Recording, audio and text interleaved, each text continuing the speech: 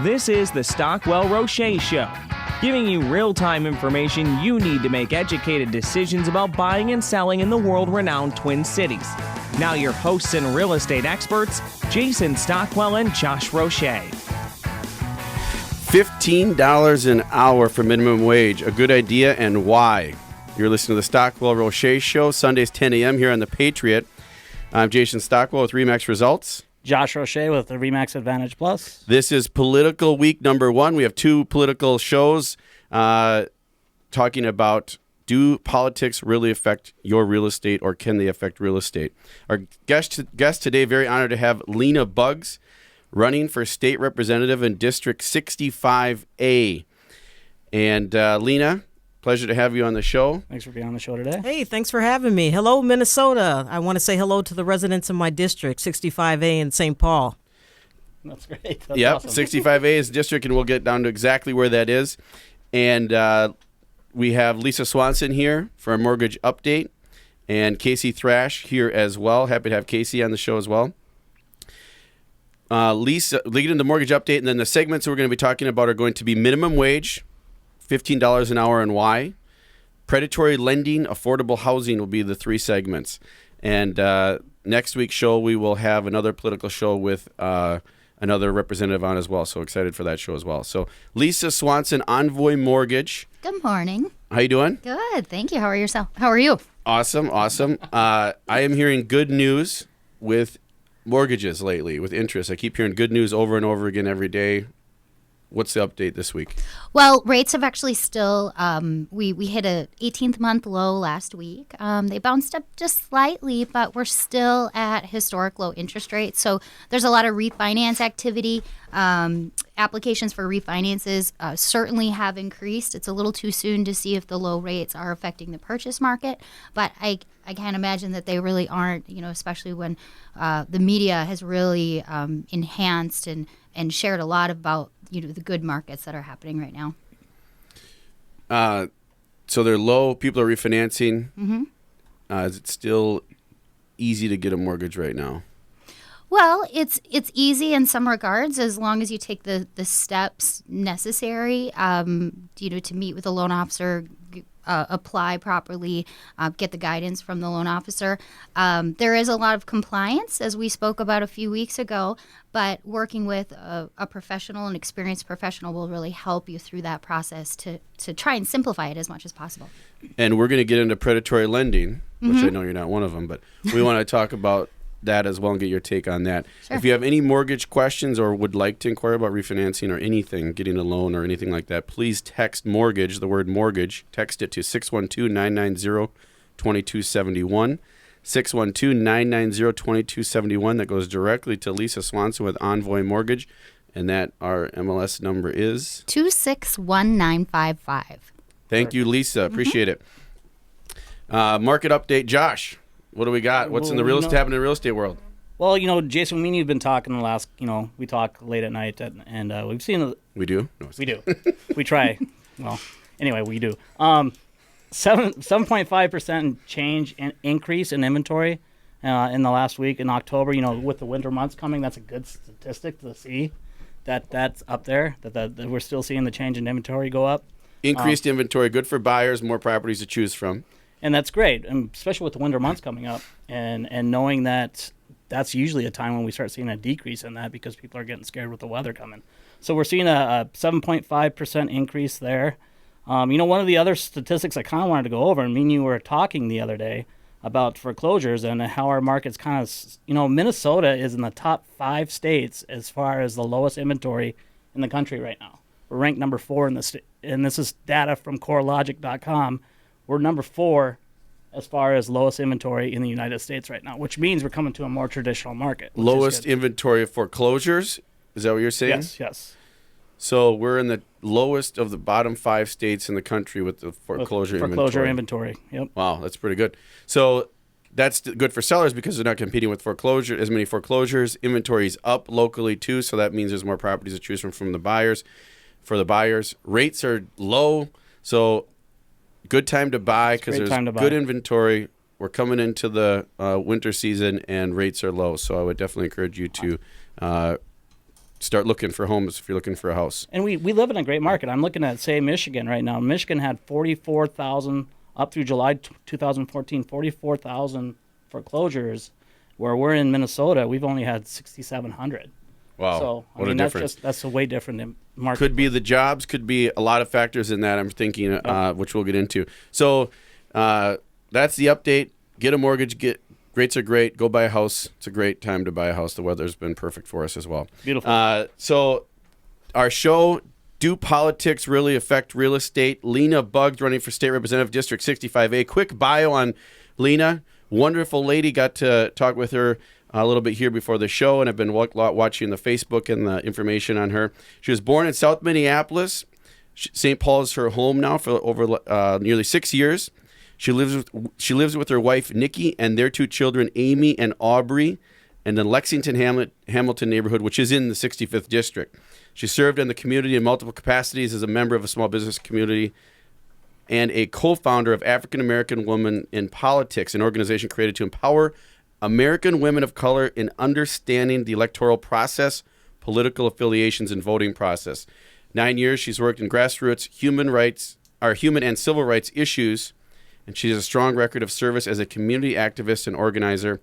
Her website, lenafor65a.com, LENAFOR 65a.com.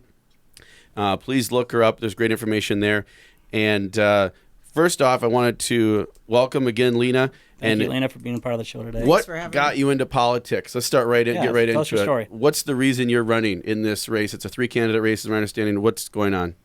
Well, I've been in the political arena since I can remember. As a 13-year-old kid, handing out flyers with my dad for Paul Wellstone back when he ran for state auditor. So this was back when I was a teenager in 1980 something or another.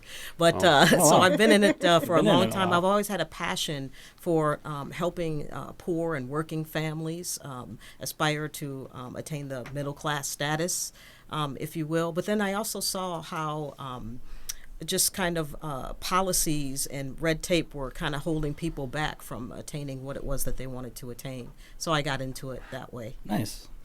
And then any other, a little bit more about you as far as what, we're going to get into some of the principles, but what are some of the main things that you stand for? Helping low income get into middle class, helping make policies easier for people. What are some of the other main points that you want your constituents to know in your district that you will do for them or want to do for them? Well, I'm a big proponent of helping small businesses as well, too. We just had the Green Line, commuter rail and light rail running through the Central Corridor in the city of St. Paul.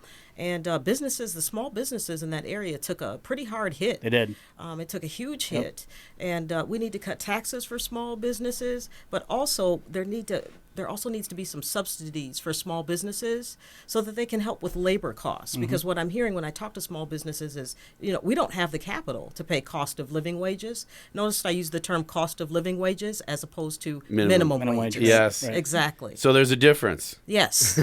The minimum wage suggests just that, just barely enough to get by. And in most instances, people aren't getting by. Cost of living wage, it brings about prosperity. It lifts people out of poverty so that they can, they don't have to make those tough decisions whether I'm going to put gas in the car, food on the table, pay the mortgage, and I might have $5 or $10 left over afterwards. Right. Yep. So Stockwell Roueche Show, AM 1280 The Patriot, Sundays 10 a.m. Lena Buggs running for State Representative District 65A here with us. Spit it out. There we Getting go. into minimum wage topic. We'll get into this in the next segment heavily, Lena. Your proposal is to go to $15 an hour for minimum wage. I know we're going to hear a lot of reasons that I hear why not to do that. I want to hear why that is a good idea, and I think you alluded to that as far as the livable wage there. Mm-hmm.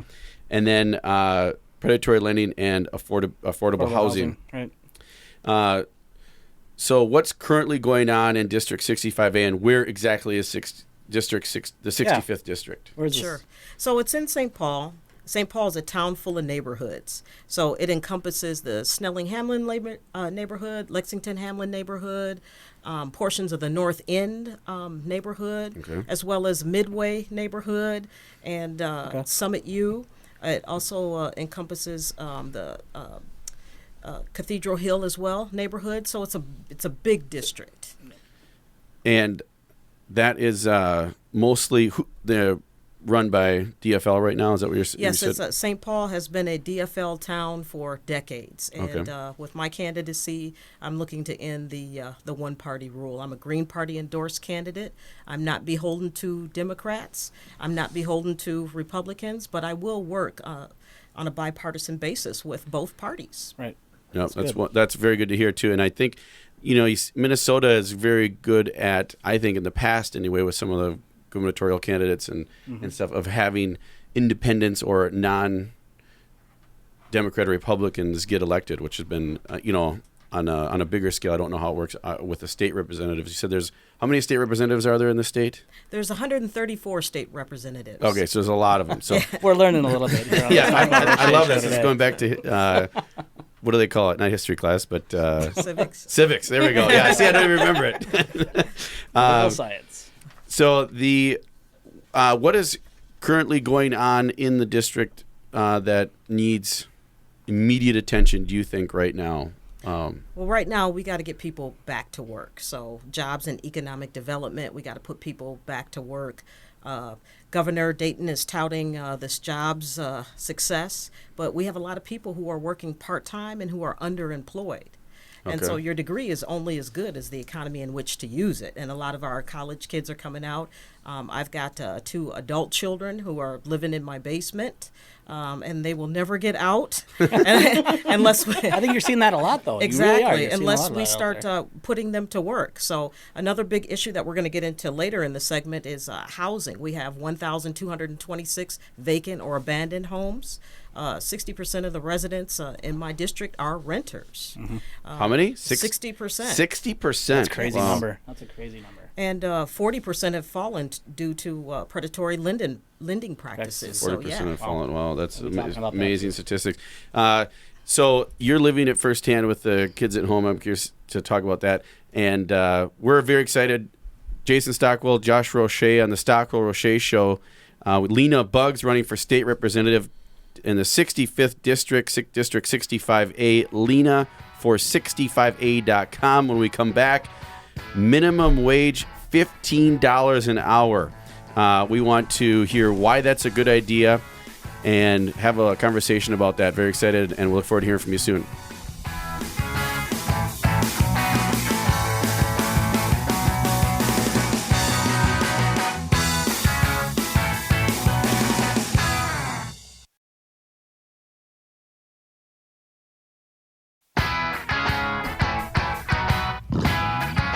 We're back. The Stockwell Roueche Show, AM 1280 The Patriot, Sundays 10 a.m. Political season. Do the elections affect your real estate? And we're going to get into a topic here. We have Lena Buggs, a special guest here, running for state representative in the 65th District, District 65A. Lena for 65A.com, LENAFOR 65A.com. Minimum wage. Lena, we had talked on break a little bit about this. $15 an hour is your proposal to go to for a minimum wage. A lot of people say that is way out of line. I listen to TV and listen to radio, and they had a hard enough time going from $7.25 to $8. It's currently $8 an hour for a minimum wage, and then it's scheduled. You inform me to go to $9.50 an hour in 2016. One of your first orders of business would be to get that up to $15 an hour as soon as possible. Why would you put it to $15 an hour? Because a lot of people think they might not be able to afford that, or how would that work for the employer to afford that? Well, there's been much ado coming from the employer aspect, and there are many reasons why employers say that they can't pay people cost of living wages. You use the terminology minimum wage. I want to get people acclimated to using the phrase cost of living wages, because if we really index the minimum wage to cost of living and inflation, it really should be $22.50. $22.50. If it kept pace if the minimum wage kept pace with inflation, it should be $22.50. So. Wow. Which, if you think about it, is not actually even that much money a year anyway. Exactly. And it is the cost of living. And we're talking about corporations whose earnings are in the billions of dollars, they can afford to pay people cost of living wages. Does a CEO need to make $10,000 on an hourly basis? While the person who helped create that wealth or created that wealth, labor, is stuck living in poverty? Absolutely not. So that you're right. That is my first order of business. So first order of business, cost of living wage. Now, like doesn't that go like against? Doesn't that go against the American dream that you own the business, you reap the rewards as the CEO, and you make the $10,000 an hour? And well, I mean, are we going to kick away the chair for the people who helped create that wealth, though? See, that's greed. It was greed that got us into this mess, and particularly into the housing crisis that we're in. It's the greed of Wall Street. Touche. It's the greed of corporate CEOs. It's going to be a good show today. You could still have a lot of wealth and be extremely successful and have a lot of money and not make as much. Exactly. Right. It's an abundance of money that people now, how are do they making. determine, like, as far as like a large corporation versus a small corporation, and what the minimum wage is for those? What is the minimum wage for like a large corporation versus a small? So it's $500,000, and you're considered a large corporation.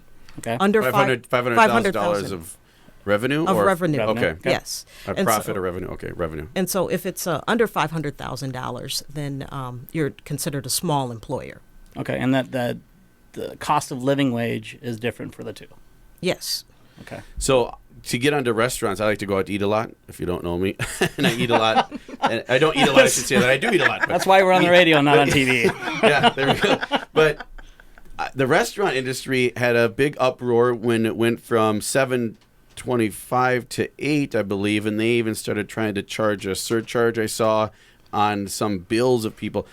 How would this affect them? Because their margins are slim. Exactly. On that. So if they went in and said, okay, we have to pay everybody $15 an hour, how wouldn't that have the, what I hear all the time is the people that don't want the minimum wage raised is that will make people lose jobs because the employer won't have them. Is that just a outright lie, or are they really just saying that only to keep more profits? Or what's the real story behind that? Because the only businesses I see that really get affected are restaurants because they're so tight margined restaurants. Well, first of all, most restaurants qualify for that smaller employment. They fit into that category. Which is a lower minimum wage? Which is $6.50. $6.50. Okay. Yeah, which is $6.50. But I want to make this perfectly clear that I am advocating for a $15 minimum wage, cost of living wage across the board. So that would include small employers. So what we need to be doing is we need to help those small businesses so that they're empowered and enabled to pay cost of living wages. How do we do that? Yes. Well, there has to be some sort of legislation that would allow them to tap into a pool of resources, financial appropriations, to help them pay for their labor costs. We afford these same tax breaks to the large corporations. We should be doing that for the local economy here. So large corporations are able to get Subsidies. to tap into something to help their employment costs With labor costs. I mean, basically labor the taxpayers and the workers are subsidizing the corporation's workforce. So we need to help small businesses. They should be able to tap into those same resources that the larger corporations do. Yeah, that makes sense. I mean, that seems like something that seems reasonable. And I always see too, and it frustrates me, is this large corporation didn't pay taxes when every small business pays taxes almost as if they're an individual, and that gets really frustrating to see that. And now the corporations are doing the same thing, getting subsidy for their labor when small businesses don't get subsidy for their labor. So how is that pool created? I mean, or how is that even set up, or what is the scenario for that? They put it into a fund and then they can a state help. fund, or how's that work? Well, it would be a state fund. I mean, the particulars, obviously I'm not elected yet, but it's going to, this type of transformative legislation is going to come from working people, just like you and I, right? Yep. People that live in the district, they're going to have input on it. And then, government does have a role to play in the citizens' lives, especially if they're collecting our tax dollars. So the way that it's going to work is I will get input in from, and let me just say, part of a state representative's job is to find not only resources in my district, but that complement the other districts here in the great state of Minnesota. Yep. So that legislation will come from myself. It'll come from residents, the other 133 state representatives that I'll work with, and we'll work out that those particulars as well. But we've got to start helping small businesses. So you've just heard why $15 an hour minimum wage is a good idea. We're with our special guest today, Lena Buggs, running for state representative in District 65A. You're listening to the Stockwell Roueche Show every Sunday at 10 a.m. here on The Patriot. And that was very, very good. That's just interesting. I love that, to hear that perspective, because it's a different perspective than what I hear all the time on the news. When I turn it on or when I see something, I see people saying, "No, it's too much as it is. You're going to kill jobs. You're going to kill employment. Workers aren't going to do it." I worked in minimum wage. When I started out, I was in Smile and Dial. Yeah, it was fun. High school, Right. Fast food restaurant, $4 and $4.25. I'm sure there's people out there. I'm sure you can remember your minimum wage was probably lower than $4.25. Right. So there's a counter side to this that I see is that I started out there in high school and college working for minimum wage, and I was able to get employed probably because I was part-time and I was in high school and college. Lena, the question I would have is, wouldn't that make it so that these high school kids that want to get work experience are no longer entry level basic stuff doing? I did dishes and then I worked up to the chicken fryer, and then I worked breakfast, and I did the grill. So the restaurants or these other businesses, wouldn't they have a hard time affording me if I was $15 an hour and I was green? And how would that? How would that work? But they would get They would qualify for the subsidies to help with labor costs. And then you have to look at the different dynamics, too, in my district. 40% are headed by, single-parent households as well, too, working 2 to 3 part-time jobs because there aren't any full-time employment. Back when I was working for minimum wage, I worked at the old Metrodome Stadium when minimum wage was $3.35. So even $3.35. See, that's amazing, isn't it? Yeah.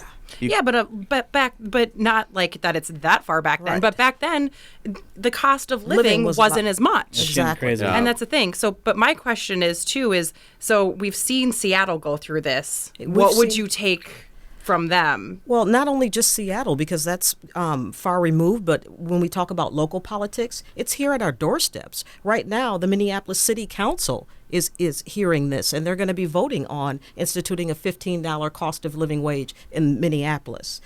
I will be authoring I will be offering that type of legislation here in St. Paul.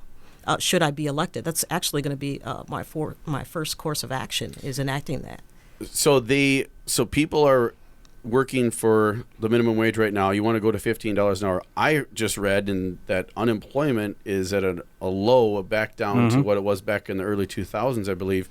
So, well, those numbers aren't really reflective of employment here in Minnesota. Those are basically part-time, low-wage jobs. People are working those. They're underemployed.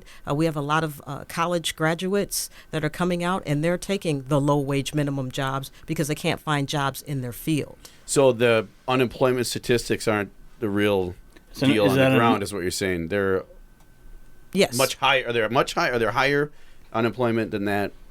Than what we're hearing on the news, right? Yes. Well, and I think the point is too is that it's not only the numbers might be low, but what she's saying is they're reflective of the fact that people might be employed, but they're not employed to their where they should be working or how they're either in jobs they don't making. Want, or they're forced to take those low wage minimum paying jobs. And what, real quick, as far as what could, besides them figuring out a way to get a different job that would pay better, what could the state representative like yourself do besides getting them to $15 an hour? But well, that's just the first step. What if they're still doing a job they don't like and they don't want, or they're underemployed? What is there any training, or what can we do for the private sector? We've got to do a better job about creating more jobs in the private sector. Okay, that's where the subsidies would come in to play. Also, we have to, you should be able to use your degree in your field. So we have to create more jobs for college students, for those who are in undergrad, or some of those who are on an upward trajectory who haven't gone to college, but they're in the technical schools. So we have to create jobs where you're going to be able to utilize your skill set. $15 an hour is just the beginning. That just levels the playing field. It is not going, there hasn't been anything, any science that says that $15 an hour is going to kill businesses. It's just so that the CEOs and the corporations can hold their profits. And that people can afford to live. Exactly. Lena Buggs, running for Senate District 65A. You're listening to the Stockwell Roueche Show, Sunday, 10 a.m. When we get back, predatory lending. We're excited about this show. Thanks so much. See you soon.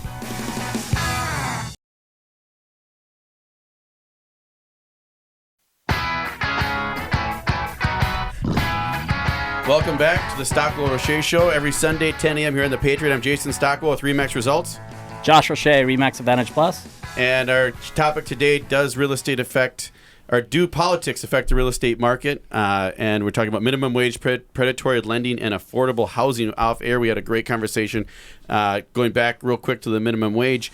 And I know you guys probably saw this, and I saw it, where the CEO of Microsoft, who made $90 million or thereabouts a year, got up and at a conference for women and told them that they shouldn't ask for raises. They should just let the system work itself out. How does that, what does that mean, guys and gals? What does it mean from the system work itself out? You just don't get paid, you get paid minimum wage, or what happens? It means that when your yearly review comes up, you get your 10 cents an hour raise, and then you just keep working for the man. And then he makes more money.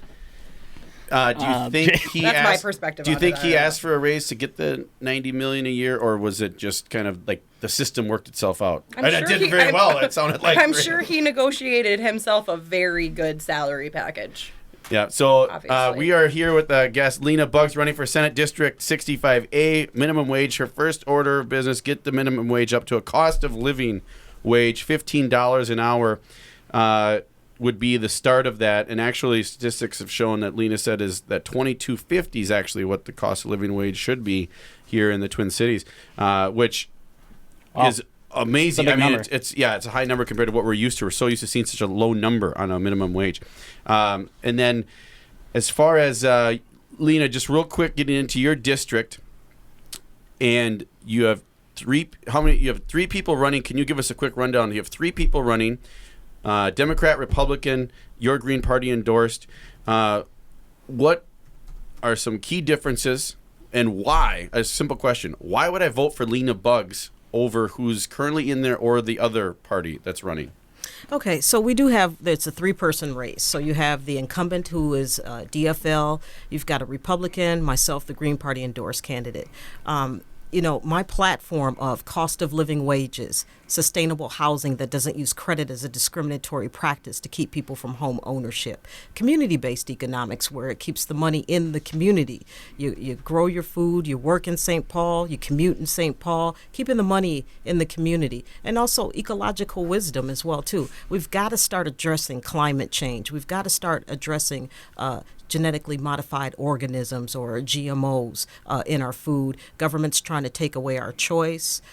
So that platform alone, in addition to the fact that I'm the only candidate that doesn't take corporate payouts. I don't take any donations from corporations. I don't take any PAC money. My donations solely and purely come from the residents in my district. They come from the poor. They come from the working poor. They come from seniors, the disabled. So I'm already employing people to work on my campaign at $15 an hour. So you're living, practicing what you preach. Exactly. That's awesome. Wow. So that's Lena Buggs running for State Representative 65A, and why she wants your vote and why you should vote for her. You can go learn more about her at lenafor65a.com, LENAFOR 65a.com. Getting into predatory lending, and you talked about sustainable housing there as one of your topics for your I'd like to dig campaign. into that. And you said something about credit being a deterrent for people. Can you explain that a little further so that people can hear and you can hear what that means? Sure. So credit as a discriminatory practice. A lot of the residents in my district have been redistricted, or they've been kind of moved out of their homes due to the demographics. So when I talk about credit as a discriminatory practice, I'm talking about where credit is used to keep people out of home ownership. I believe that if you have a low credit score, right? Well, here's the thing. I don't think credit should be a determining factor in home ownership. I believe that if you have sustainable income, if you've been on your job for a period of 3 to 7 years, your job should be your credit. I think if we take away credit, then we'll see the spike in home ownership. Lisa. Yep. mortgage. There it is. Let's get it. Get a loan officer's opinion on this because she's probably over there like shaking in her chair going, what the heck is going on? We've always had credit, right? I mean, how can you give a loan, or how would that even be like? How would that work? Well, what are your thoughts? First of all, as a loan officer, I'd like to help everyone. So I'm actually going by Fannie Mae, Freddie Mac, or government rules that they are setting forth guidelines based on previous patterns of foreclosure rates, successive home ownership, and that type of thing. But credit really is one of the three main components that we use in qualifying a buyer or a borrower. Job stability, that's one of them, as Lena had mentioned, as well as income. That's very important. But credit also is the main piece. And the reason why is because it's the only indication that we have as to how that person will pay that mortgage based on the history of them paying other items. So what I hear all the time too is that your future actions are most determined by what your past actions have done. So if someone has a horrible past credit history, that indicates that they probably will have a horrible future. History repeats itself, and so that's what the indicators or the people behind the analysis of credit, have derived that equation from. But just because somebody has a weak credit score, you're not your credit score. Usually it has to do with the situation, whether it's a divorce or mismanagement of funds or a special circumstance. Right. Yep. If one has credit flaws, there absolutely a million ways to help you improve your credit score. And you do that, right? Yep. I do some in-house credit repair. I also have some folks that I can refer out for more severe cases. And just in general, with my experience, by looking at a credit report, within a few minutes, I can tell a consumer what action they need to take in order to improve that credit score. So if you have credit issues and you want to buy a house, and if Lena gets elected, and we hope she does, then maybe you won't need to use a credit score, but under the current system, you do need your credit score. That's the only indicator they have. Text credit to 612-990-2271. Credit to 612-990-2271. And I so love listening and hearing opinions of non-endorsed candidates. Lena Buggs, running for Senate District 65A, is with us. You're listening to the Stockwell Roueche show here. Non-endorsed candidates, because they can tell you what they think. They actually think they can tell you what they want. They don't have to say, because they're not backed by sponsored by a party. I'm backed by this corporation. I can't talk about not having credit. They live in their world, and their views are truly genuine that most people probably want to see. Like I look at it, I watch the national elections all the time, and I'm like, that green candidate says what they want to say, and it actually isn't too far off of what each other party is saying as far as they want, but the other parties don't say it or can't say it because they're not allowed to, and they're being bought or paid for by people by big for government. that. So, right. And I'm amazed, and it's great because it's almost to some point to me it gets to a little bit where it's like we're so used to the normal system we have that it almost sounds like they're in fantasy land. So we discount and say, "Wow, that idea is so far off." What's going on right now, how can it even be possible? And that's kind of something that comes with change, right? It comes with starting with saying get people like Lena Buggs elected so that you can see how that stuff can change, because we're embedded in this industry of real estate, and when you say that no credit, it's like what the heck is she talking about? Yeah, I saw your facial expressions there. Everybody, they're like, Well, I also want to add really quick, Lena, one thing that is changing with the industry that you might really appreciate is that we do have the ability to help consumers build non-traditional trade lines. So if they have a pattern of even paying one debt timely and it gives them enough credit to prompt a credit score, oftentimes when we're lending, we need to see 3 to 4 trade lines of history. If they don't have that history, usually I can use a utility bill, a cable bill, a Netflix bill to help them build those non-traditional trade lines to prove their previous history. Now, Lisa, can you do that? Can you do that type of program when they already have a credit score? Or do they have to have a 0 credit score to do that type? No, I use that program because one can have a credit score with only one trade line on their credit. So usually the guideline is you need 3 trade lines that with clean history in the last 12 months. So I can actually help them build with that non-traditional. We had those programs. I didn't know they were still out there. So Lena, are you just to throw something out that I heard, are you trying to change the golden rule that he or she who has the gold makes the rules? Because the banks have the money. They dictate how they'll lend that money based on the credit score.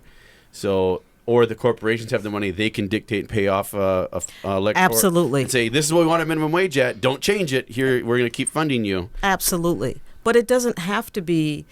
It doesn't have to be such a difficult process. I mean, change is inevitable, and if the people keep screaming, "We want change, we want change," well, then as elected officials, we are supposed to bring about that change for them. And people are busy working at a minimum wage, so how can they be involved more?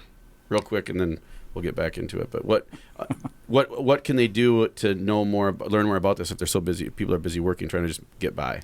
Well, so what my campaign is doing is, we're setting up on street corners. We're informing people of their different choices. Local grassroots democracy, other organizations that we can link them up with, and then just citizen lobbying at the Capitol. Awesome. So Stockwell Roueche Show will be back. We're with Lena Buggs running for Senate District 65A. Up next, affordable housing. We'll be back.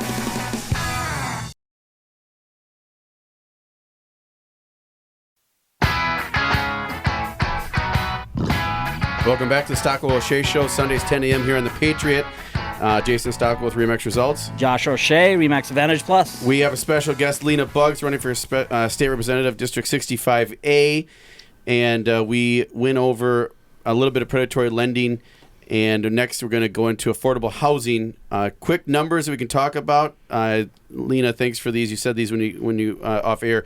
1,226 vacant homes in your district. Vacant or abandoned homes. Vacant or abandoned. 60% of your district is renters. Yes. Wow. Realtors work that district. I don't know what's going on. And then 40% of your homes in your district are in foreclosure, been through foreclosure, or what's the... a combination of both. Either they are in foreclosure, or they're going through some sort of foreclosure process. So we've got a high rate there. Yeah, that is staggering. Those statistics are staggering, especially the 1,226 vacant homes. That's crazy. Over half renters.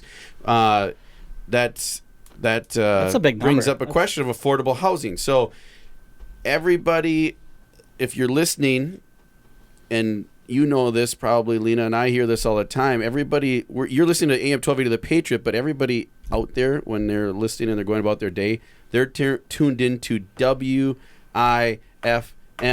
What's in it for me? Yep. Right? So we're all listening to WIFM. So I love how you come out with stuff, Jason. Crack me up. So the question is, you're waiting for everybody's eyes to tweak too, like WIFM. You're listening to I need to Google that because I haven't heard that one yet. It's like LOL. So you're on The Patriot. This is a conservative station. I am a business owner. I generally am more conservative when it comes to economics, especially. What's in it for me if you're listening to this and you're thinking, wow, some of these ideas are way out of line with what my views are, what I've been hearing or what I've been thinking. What's in it for them, or what's in it for your constituents and listeners, Lena? Or how could you convince me, or what ideas could you tell me that are good for you as a Green Party endorsed candidate? And we went over some of them, but let's hit on them again. Why we would go for you versus the current status system quo that's in place, right? Okay, so as it relates to housing, yes. we have a huge housing disparity in my district. Okay, just to give you a little bit of background regarding the demographics and the racial makeup of my district.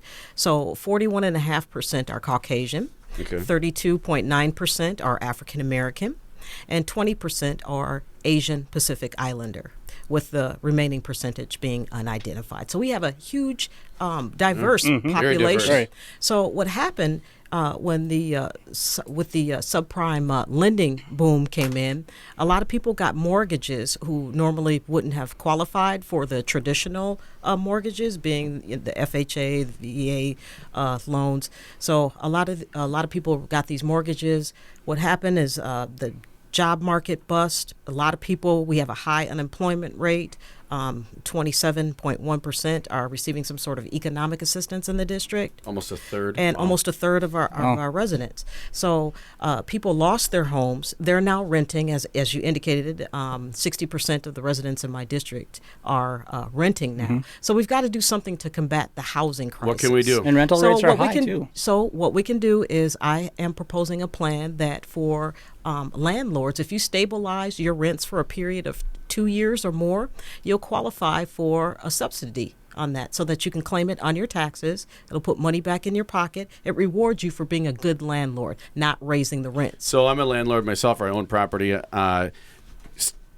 Would it stabilize? What do you mean? The market rents are high. They're sky high right now, highest than they've ever been in history. So when you say stabilize, I hear that. My ear hears that as lower my rents. What are you talking about? That doesn't mean lower your rents. What it means is it stabilizes the rents for the people that you rent to. But because you're doing that, you qualify for a government subsidy that will help you stabilize it so that you're not going to lower it, but you're not going to raise it either. Okay. So to make up for the difference, she's talking about like some kind of tax credit. Or so something, right? Exactly. And then what's the philosophy behind that? I'm thinking deeper and further here. What is the philosophy behind that? That they're going to have, the tenants will have more money to save to buy a house? Is that what we're hoping? Or are they going to go blow it at the store and buy a big screen TV? Yeah, I don't think that people are, first of all, people can't even afford to buy big screen TVs in my district. I mean, we've got nearly a third of our residents who are unemployed, and they're working low-wage minimum service industry jobs. So that's the demographic, job demographic. So they're not going to go and splurge on an expensive TV. So, but to answer your question, that people are going to be able to save. They're going to be able to then go and perhaps qualify for some of the programs that we talked about at the beginning of the hour. And it puts them on an upward trajectory towards home ownership. And for those who are still aspiring to home ownership, perhaps it'll get them into something smaller in terms of home ownership. Maybe start on, it escapes me here for just a second, the other housing program. There's the Minnesota housing programs that are in play right now. There's a few of them out there for. There are a lot of housing programs, and let me just go on record by saying we're so bogged down with programs. I don't think we need another programs. We need to work within the programs that we have, and the programs that are working. Hey, great! We'll continue to model those programs and use those, but we need to look at efficiency. So the programs that aren't working, they should be sunsetted.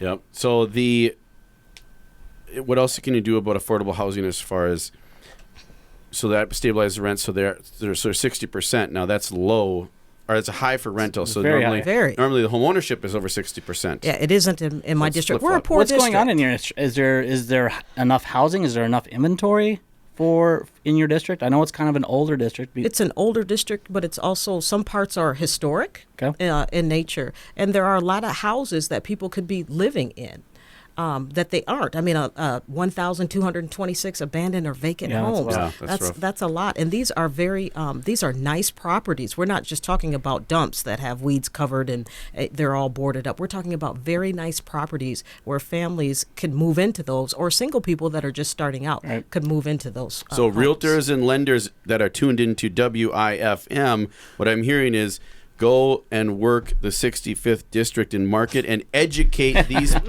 people. That's just what I was going to say. Is education is such a huge piece because those are great programs that don't require very little down payment. Tons of opportunity, tons of housing available, 60% rental rate. You should be owning and could be owning if you're listening, because that would help the district. It also help you. And there's I think it's an education issue. I mean, that's a whole other topic that the people may not know what they qualify for, or that they can even get a house, or they can get some sort of they're program. listening to the national media and how scared they are to go out and try to actually get financing, because a lot of people, it has marred their credit now, so they're afraid to even try now. Well, I've got this eviction this foreclosure on my record now, and I can't go out and buy a home, which in cases may or may not be true. Yeah, well, and just in case if your listeners, I do want to put it out there. One can buy a home and actually is considered with the down payment assistance programs as a first-time home buyer if they are outside of 3 years of that foreclosure. And $1,000 down only. $1,000 down. So more on Lena. You're going to start getting calls from residents in my district. That's That'd be great, right? That's excellent. That is good. Hey, we'll help you buy or sell. Lena Bugs. So the website for more information, LENAFOR65A.com. Lena465A.com. What a pleasure getting to know Lena, learning more about this, and actually hearing a different perspective than what we're hearing out there on a daily basis. And what I hear as a business owner, I always hear the other side of the coin, which is cut spending, cut taxes, cut wages, cut everything, so that the business owners and everybody can get more money, and that they're going to be a CEO or something. But anyway, Lena Bugs, last words. Go. Why? Last words go. What do you want to say to your constituents? November 4th vote, but what else? Yeah, no, vote Bugs November 4th. That's first of all. And then, like I said, the platform, cost of living, wages. Know that you're going to have somebody who's reflective of the community representing you at the state legislature. Thanks. Awesome. Lena Bugs, 65th District. Thanks, Lena. Next week, also, more on the election. We will be having a guest on from another district, and you're listening to the Stockwell Roueche Show here on AM 1280 The Patriot. Jason Stockwell's Remax Results. Josh Roueche, Remax Advantage Plus. See you next week. Have a great week, and love yourself and love others. Happy birthday, Izzy.